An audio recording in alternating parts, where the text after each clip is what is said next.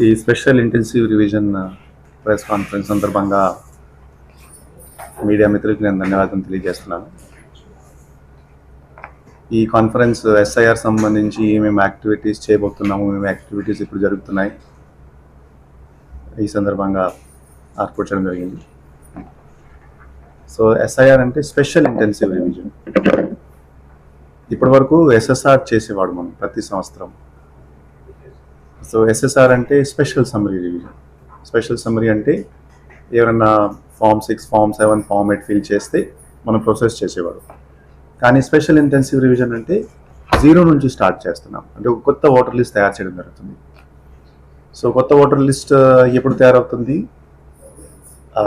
Path అంటే మే నెల ఏమేమి ఓటర్ లిస్ట్ ఉంది అవి చూసుకొని ప్రతి ఒక్క వ్యక్తి హౌస్ టు హౌస్ వెరిఫై చేసి 2002 లిస్ట్తో కంపేర్ చేసి ఒక ఇన్ఫర్మేషన్ ఫామ్ వాళ్ళకి ఇచ్చి వాళ్ళ నుంచి ఫిల్ చేసి ఆన్లైన్లో అప్డేట్ చేసి అండ్ దెన్ ఏమైనా డిలీషన్స్ ఉంటే ఏమైనా ఎడిషన్స్ ఉంటే క్యారీ చేసి ఒక పక్క ఓటర్ లిస్ట్ తయారు చేయడం జరుగుతుంది. సో ముఖ్యంగా మాట్లాడితే 0 నుంచి ఒక ఓటర్ లిస్ట్ తయారు చేయడం జరుగుతుంది.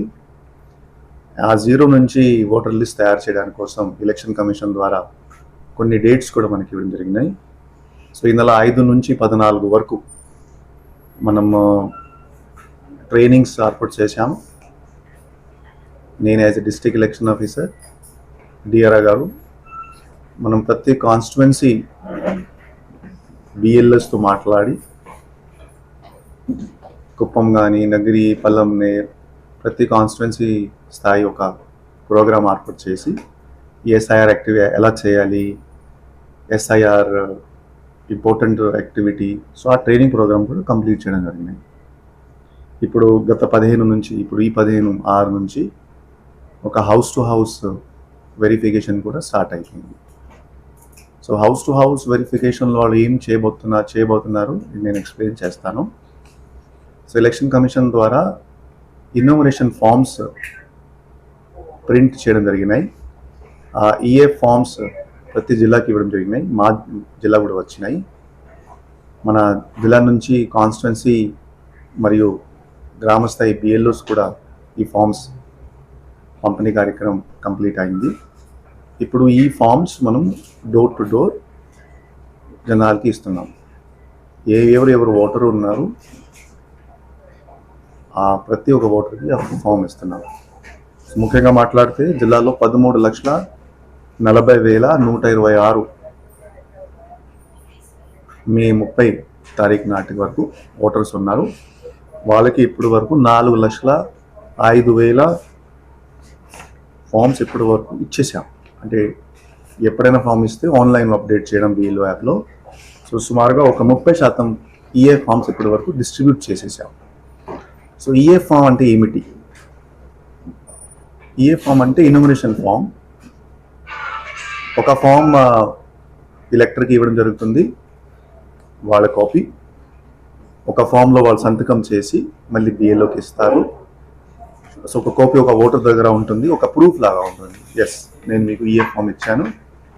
ఒక ఫామ్ కలెక్ట్ చేసేసి వాళ్ళ కలర్డ్ ఫోటో తీసుకుని ఒక అండర్టేకింగ్ ఫామ్ ద్వారా తీసుకోవడం జరుగుతుంది. అండర్టేకింగ్ అంటే నేను నా ఐపిక్ నంబర్ ఇది, నేను ఎక్కడ ఉన్నాను, ఆర్ నా పూర్వజుడు 2002 లిస్ట్లో ఉండేవాడు, అండ్ నేను ఏమేమి ఇన్ఫర్మేషన్ ఇస్తాను అది కరెక్ట్ ఇన్ఫర్మేషన్. సో అంటే ఇది బాధ్యత అంటే ఓటర్కి ఎక్కడ ఓట్ కావాలంటే ఏం ఇన్ఫర్మేషన్ ఓటర్ ఇస్తున్నారు. సో మన పని అంటే ఏమిటి?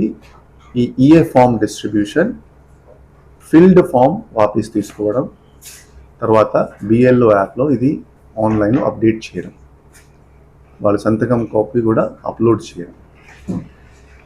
సో ఇది 15/7 వరకు, వచ్చే నెల 15/7 వరకు ఇది పూర్తి చేయడం జరుగుతుంది. ప్రతి ఒక్క క్యాండిడేట్కి ఏ ఫామ్ ఇస్తాం. వాళ్ళు డోర్ లాక్స్ ఉంటే కూడా ఒక కాపీ వాళ్ళ ఇంట్లో పెట్టిస్తాం. డోర్ ఒక కిటికీ ద్వారా ఇంట్లో పెట్టిస్తాం. ఎక్కడెక్కడ లాక్ డోర్స్ ఉన్నాయి, మనిషి లేరు, మైగ్రేట్ అయిపోయారు, వాళ్ళ హౌస్కి 3 సార్లు విజిట్ చేస్తాం. సో ఎవరు ఓటర్ మిగలకుండా ప్రతి ఓటర్ ఎన్రోల్ అవ్వాలి, ఎస్ఐఆర్లో ఇన్వాల్వ్ అవ్వాలి, ఆ పని చేస్తాం. సో బిఎల్ఓస్ ఇప్పుడు ప్రతిరోజు అదే పని చేస్తున్నాము. అండ్ బిఎల్ఓస్ కూడా చెప్పడం జరిగింది, న్యూట్రల్గా ఉండాలి, మనకి ఏ పార్టీల సంబంధం లేదు, ఏమేం పొలిటికల్ పార్టీస్ ఉన్నాయి వాళ్ళకి ట్రాన్స్పరెంట్గా ఇన్ఫర్మేషన్ ఇవ్వాల్సింది. సో ఈ యాక్టివిటీ గత ఒక 4 రోజుల నుంచి ప్రారంభమైంది. 30% ఫార్మ్స్ కూడా డిస్ట్రిబ్యూషన్ చేయడం జరిగినాయి. సో రాని రోజుల్లో ఇది డిజిటైజేషన్ కూడా చేయడం జరుగుతుంది. మీకు రిపోర్ట్స్ కూడా డిస్ట్రిబ్యూషన్ రిపోర్ట్స్ కానీ డిజిటైజేషన్ రిపోర్ట్స్ కానీ మీకు కాన్స్టిట్యున్సీ వైజ్గా ఇవ్వడం జరుగుతుంది. ఈరోజు కూడా నేను మీకు కాన్స్టిట్యున్సీ వైజ్గా రిపోర్ట్ ఇస్తాను. సో ట్రైనింగ్ అప్పుడు పొలిటికల్ పార్టీస్తో కూడా ఒక మీటింగ్ చేయడం జరిగింది. ఈ సోమవారం నేను కూడా ఒక పొలిటికల్ పార్టీ మీటింగ్ చేశాను. నేను కూడా పొలిటికల్ పార్టీకి ట్రాన్స్పరెంట్గా సూచన ఇచ్చాను. పొలిటికల్ పార్టీ వాళ్ళు కూడా బిఎల్ఏ బూత్ లెవెల్ ఏజెంట్ కూడా వాళ్ళు కూడా అపాయింట్ చేసేసారు.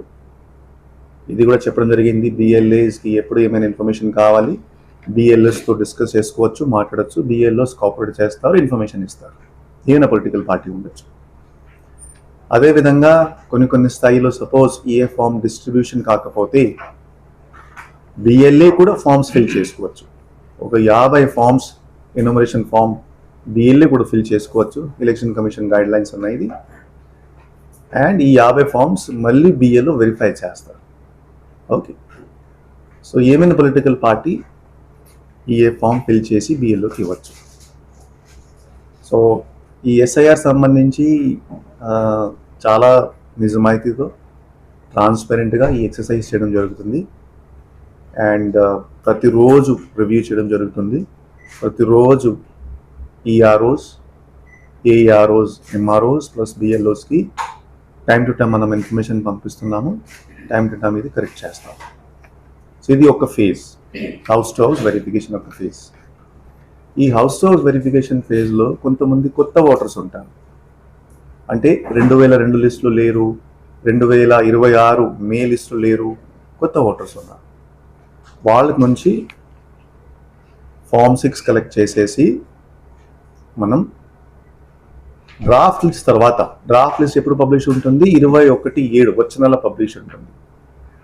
సో ఈ రోజు నుంచి 21 వరకు కొత్త ఫామ్స్ కానీ డిలీషన్ కానీ మనం ఏం చేయము.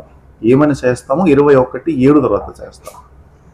సో ఈ 1 నెల కాలంలో ఒక ఫామ్ 6 అంటే కొత్త ఓటర్ నమోదు చేయడం, అదే డీటెయిల్స్ తీసుకుని 21/7 తర్వాత ప్రాసెస్ చేస్తాము. అండ్ 22/9 చాలా ఇంపార్టెంట్. అంటే ఫైనల్ ఓటర్ లిస్ట్ తయారవుతుంది.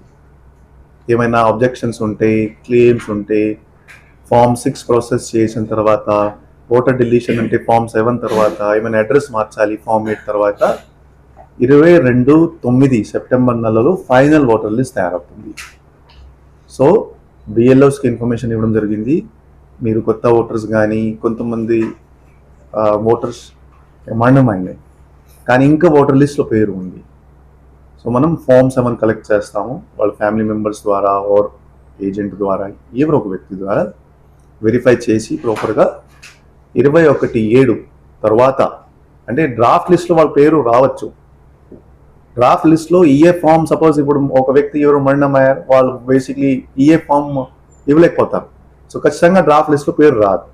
ఓకే, సో ఏమైనా సపోజ్ కొన్ని ఇష్యూస్ ఉంటే ఫామ్ 7 మళ్ళీ డ్రాఫ్ట్ లిస్ట్ తర్వాత కూడా ప్రాసెస్ చేయడం జరుగుతుంది. సో ఫైనల్ 21/9 ఒక పక్క లిస్ట్ తయారవుతుంది.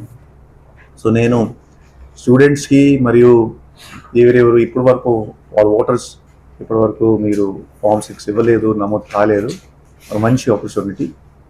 మీరు మీ ఫామ్స్ ఇవ్వండి. 21/7 తర్వాత మీ ఫామ్ కూడా ప్రాసెస్ చేయడం జరుగుతుంది.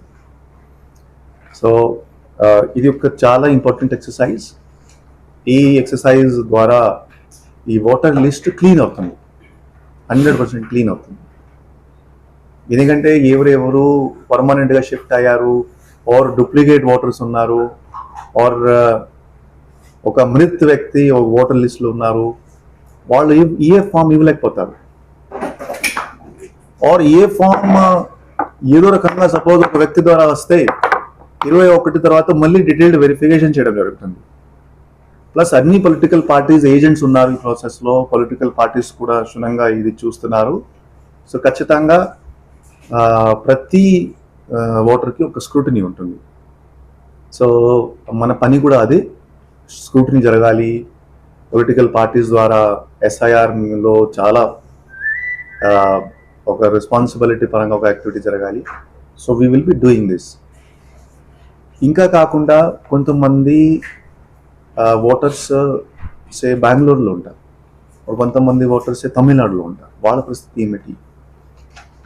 సో సే వాళ్ళు ఇప్పుడు వాళ్ళ పేరు ఓటర్ లిస్టులో ఉంది అని బెంగళూరులో ఉన్నారు. సో వాళ్ళు కూడా ఇక్కడికి రావచ్చు, ఈఏ ఫామ్ ఫిల్ చేసుకోవచ్చు.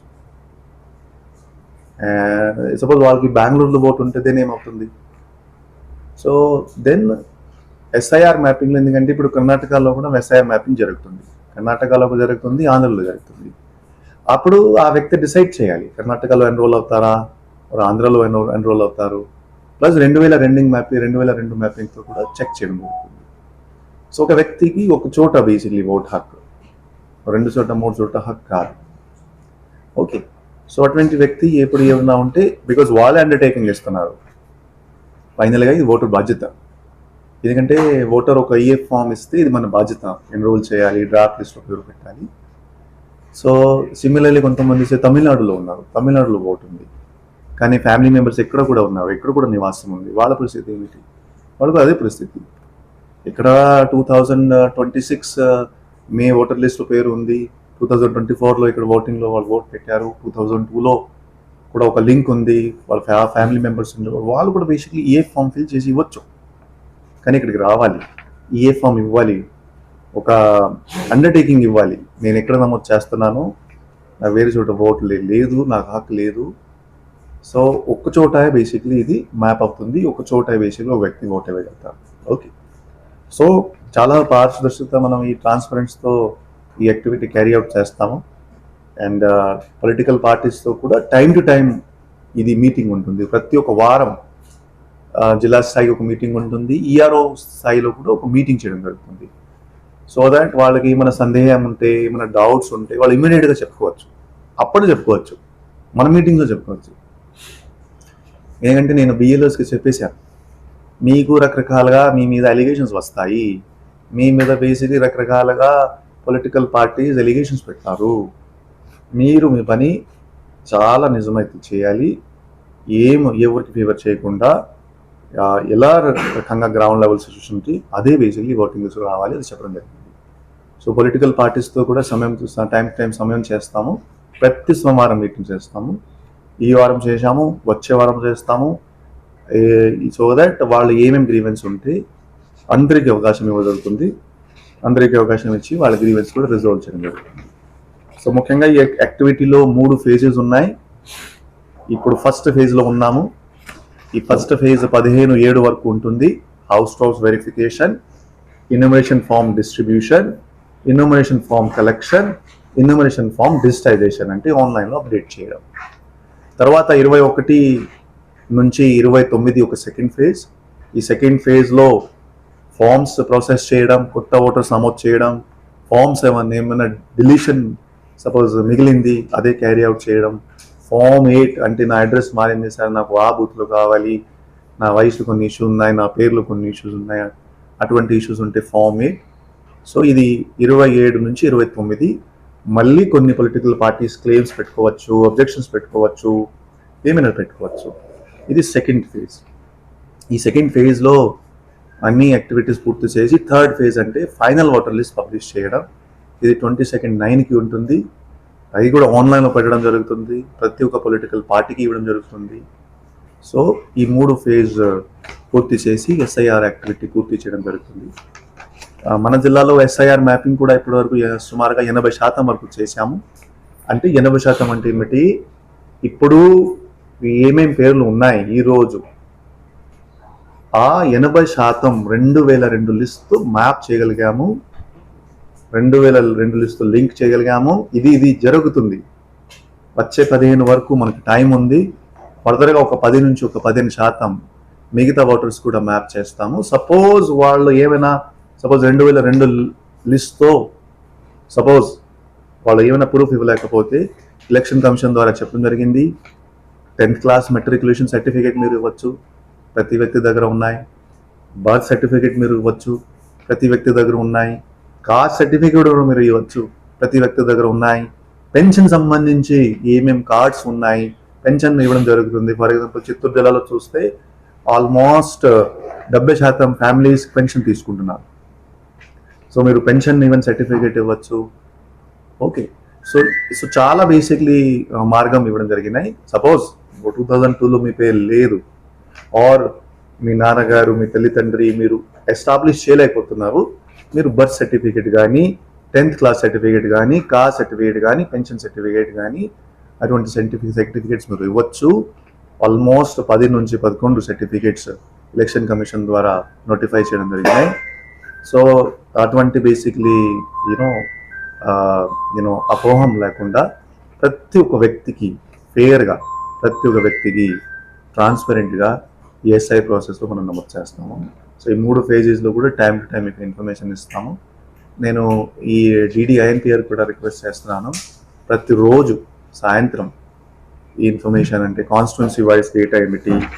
ఫర్ ఎగ్జాంపుల్ ఈరోజు ఇప్పటి వరకు చూస్తే మోస్ట్ 39% ఓటర్స్ వాళ్ళు అంటే EF ఇచ్చేసారు నగరి కాన్స్టిట్యున్సీ.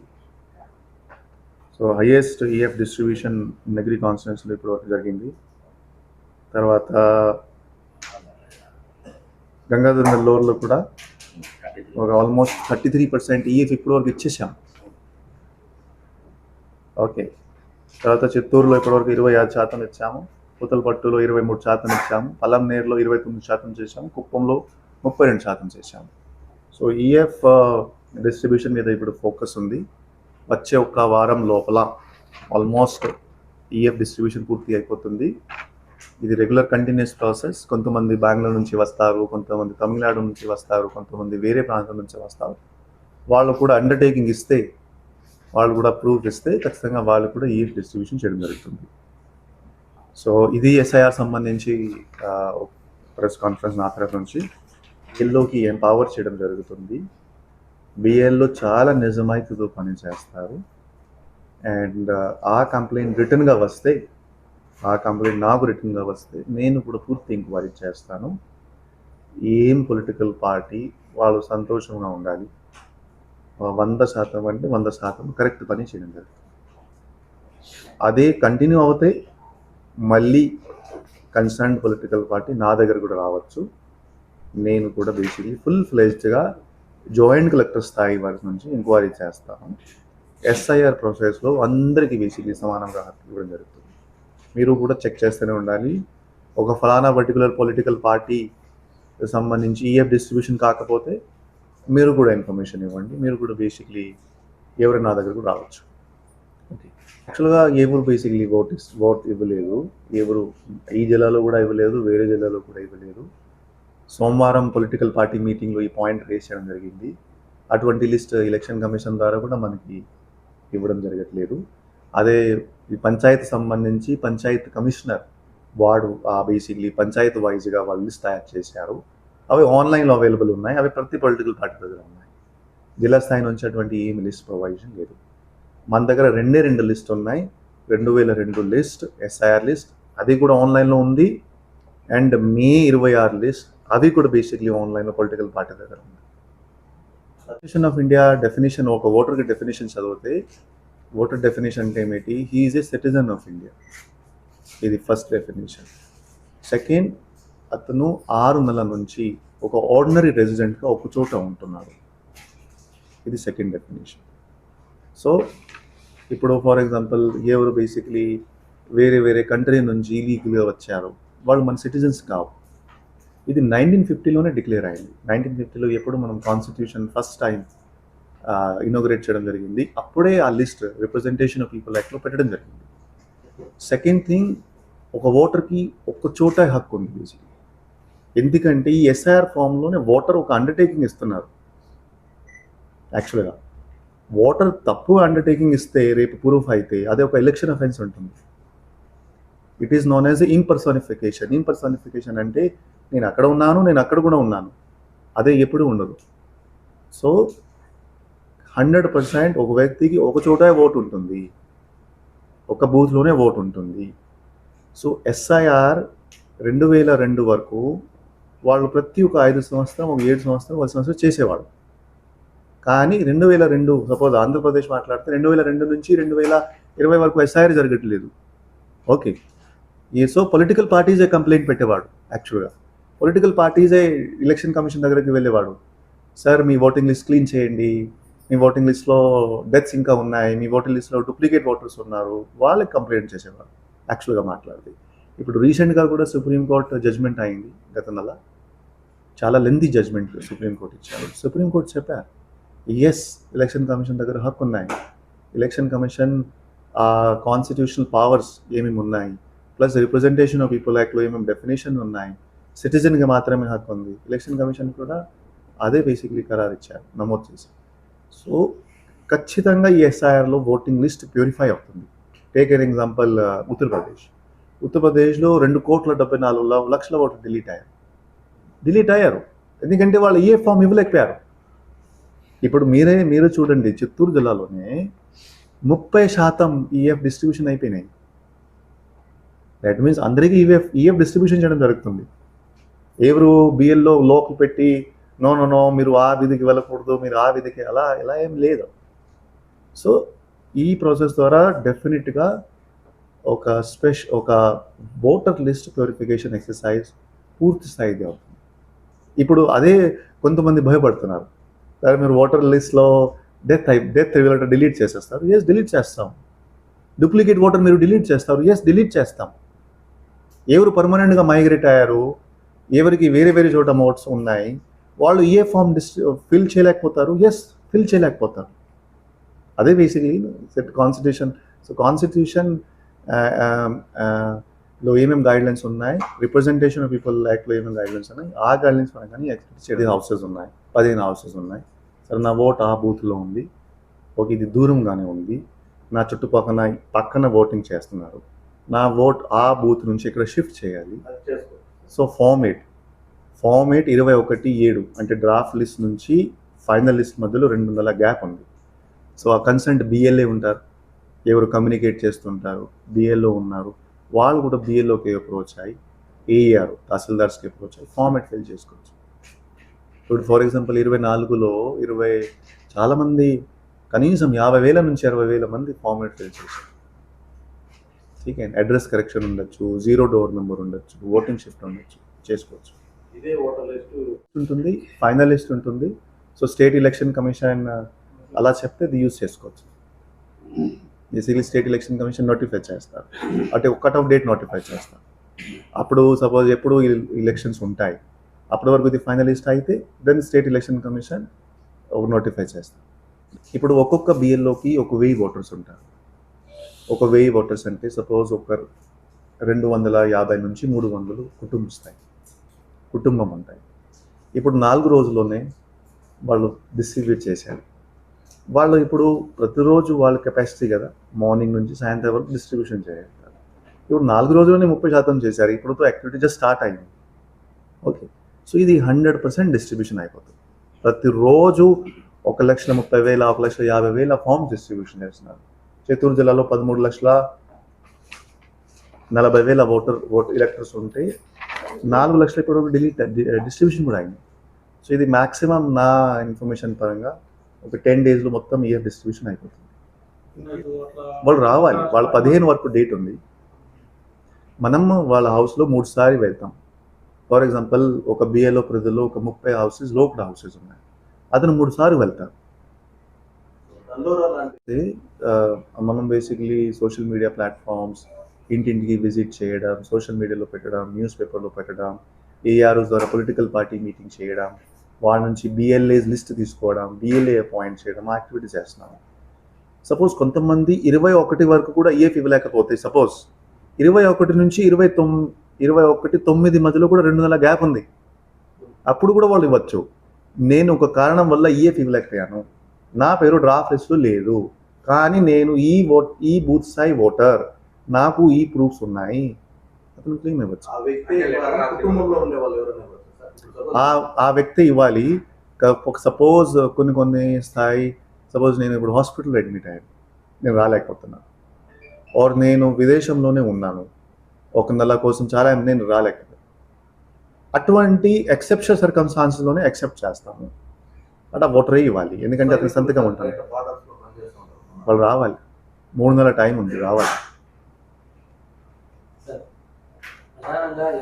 మెంటలీ తయారు చేశాను. 90% వ్యక్తి మీద ఎలిగేషన్స్ వస్తాయి, ప్రతి ఏఆర్ఓ మీద కూడా ఎలిగేషన్స్ వస్తాయి, ప్రతి డిఓ మీద కూడా ఎలిగేషన్స్ వస్తాయి.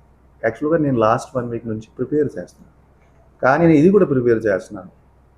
నేను 100% నిజాయితీతో ఉంటాను, ప్రతి ఈఆర్ నిజాయితీతో ఉంటారు. పొలిటికల్ పార్టీస్తో ప్రతి సోమవారం మీటింగ్ ఏర్పాటు చేయడం జరుగుతుంది.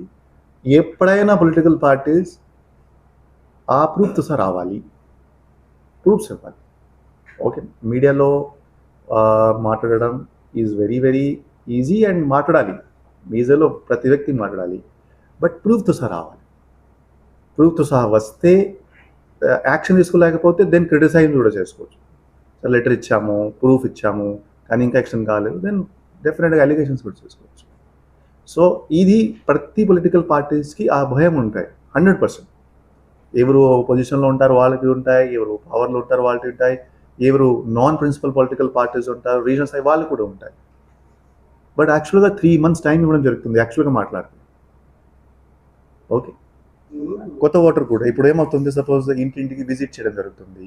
సో కొంతమంది 18+ ఓటర్స్ ఉంటారు, సార్ నా ఓటర్ లిస్ట్ పేరు లేదు, నేను ఏం చేయాలి? బిఏలో దగ్గర Form 6 ఉంటాయి, ఇదిగో మీ Form 6 తీసుకోండి, మీరు Form 6 ఫిల్ చేసి నాకు ఇవ్వండి. 21/7 డ్రాఫ్ట్ లిస్ట్ తర్వాత, అంటే డ్రాఫ్ట్ లిస్ట్ వాళ్ళ పేరు రాదు, డ్రాఫ్ట్ లిస్ట్ ఇప్పుడు ఉన్న ఓటర్ లిస్ట్ వెరిఫై చేస్తున్నాం. డ్రాఫ్ట్ లిస్ట్ మే 31 వరకు ఏమేమి ఓటర్స్ ఉన్నారు వాళ్ళు మాత్రమే వెరిఫై చేస్తున్నాము. సో కొత్త ఓటర్ కోసం మీరు ఇవ్వండి, 21/7 తర్వాత మీ ఫామ్ ప్రాసెస్ చేస్తాము. 21/9 ఎప్పుడు ఆ ఫైనల్ ఓటర్ లిస్ట్ పేరు పబ్లిష్ అవుతుంది. క్లెయిమ్ పీరియడ్ ఈజ్ 21/7 నుంచి 21/9 క్లెయిమ్స్ అండ్ డిస్పోజ్. ఎనీవే తర్వాత కూడా మీరు ఫామ్స్ ఇవ్వచ్చు. మీరు ఫైనల్ లిస్ట్ తర్వాత ఎవరు ఏమైనా Form 6 ఆపుతారా? ఆపరు కదా. గత 1 సంవత్సరం నుంచి కూడా మనం Form 6, Form 7 ప్రాసెస్ చేస్తూనే ఉన్నాము యాక్చువల్గా మాట్లాడితే.